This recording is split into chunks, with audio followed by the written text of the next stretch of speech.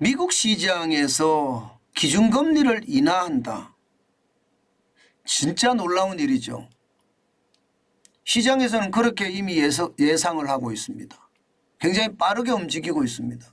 그 이유는요. 제롬 파월 연방준비제도 의장이 지난 여름 인플레이션 수치가 상당히 양호했다. 이 한마디가 일파 만파를 만들어내고 있다는 이야기예요. 이제는요 더 이상 금리를 안 올린다는 이야기잖아요. 예, 12월 13일에도 금리를 안 올린다. 이제는 금리가 5.5%가 다다 이런 얘기거든요.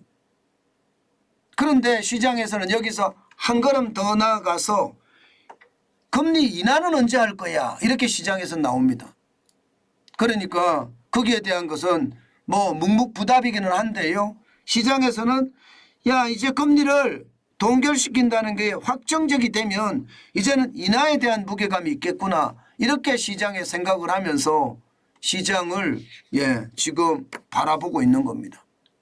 실제로 투자자들이 그렇게 바라보니까 말입니다. 이 기준금리라는 문제가 5.5%가 이제 언제 내릴까 이런 고민을 실제로 하는지도 모르겠어요. 게다가 말입니다. 게다가 기준금리의 인하에 대한 문제가 나오는 데다가 지금 미국 재무부에서는요. 국가 채권 발행을 줄이겠다고 했습니다. 줄이겠다. 그러면 국가 채권 발행을 줄이겠다고 하면 시장에서는 어떤 영향이 있을까요? 당연히 말입니다. 10년물 국채금리가 떨어지죠. 국채금리가. 지금 11월 2일 기준으로 보면 4.668까지 떨어졌습니다. 4.990에서 4.668까지 떨어졌어요. 야, 시장에는 호재가 두 개가 만난 거죠. 그죠? 금리가 동결이 아니라 이제 인하에 대한 요소가 있다. 이것 하나 하고요. 또 미국 재무부가 국채를 많이 찍어내다가 줄이겠다. 그러면 시장에 국채 공급이 그만큼 준다는 이야기잖아요. 국채 공급이 준다는 이야기는요. 지금 우크라이나 전쟁이나 이스라엘 전쟁이나 감안을 해보면 수요는 좀 늘었거든요. 그러면 가격은 올라가고 이자는 떨어지고 그런 일이 벌어진다는 거고 실제로 벌어지고 있습니다. 10년물 국채금리까지 떨어지고 있습니다. 그만큼 말입니다. 그만큼 이게 호재 두 개가 시장을 좌지우지했다는 뜻입니다. 또 있습니다. 또 있습니다. 신규 실업수당 청구 건수가 21만 7천 건이에요. 주간이거든요. 주간. 이게 말입니다. 지난 8월에 24만 8천 건 이후로 8월 10일이거든요. 두 달 만에 가장 높은 숫자입니다. 게다가 시장의 예측치보다도 높습니다. 시장의 예측치보다도. 실업수당을 청구하는 건수가 많이 늘었다는 것은 경제가 약간씩 침체한다는 이야기죠. 경제가 약간씩 침체한다는 이야기는 뒤집어서 이야기를 하면요. 금리 인상의 요소가 없다는 뜻도 됩니다. 쉽게 말하면 시장에서 이제 금리 인하 언제 할 거야. 이 말에 신규 실업수당 청구 건수가 힘을 보태준 거예요. 힘을.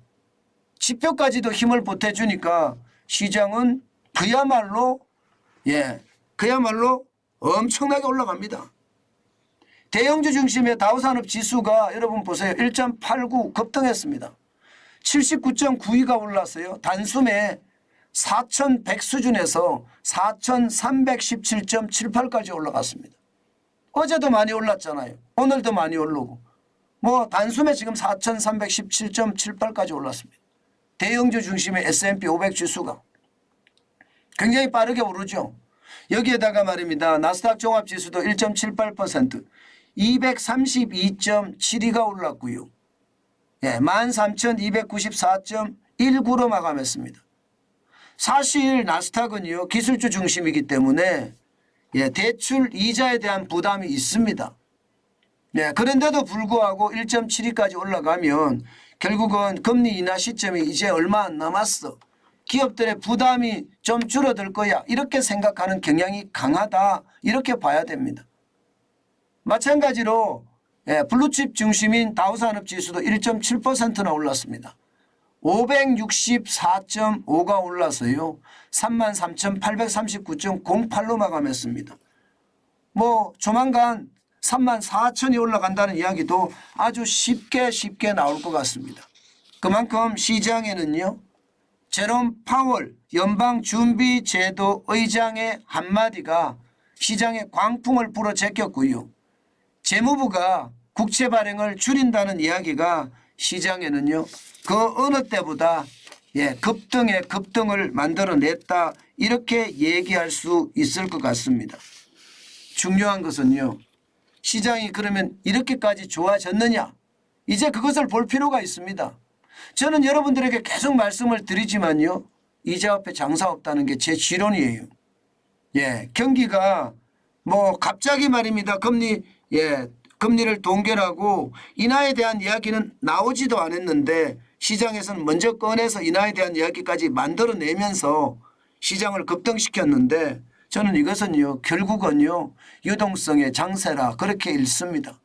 그렇기 때문에 여러분 시장은 그만큼 유동성에 의한 상승 속도가 빨라진다. 저는 이렇게 정리하면 될 것 같습니다.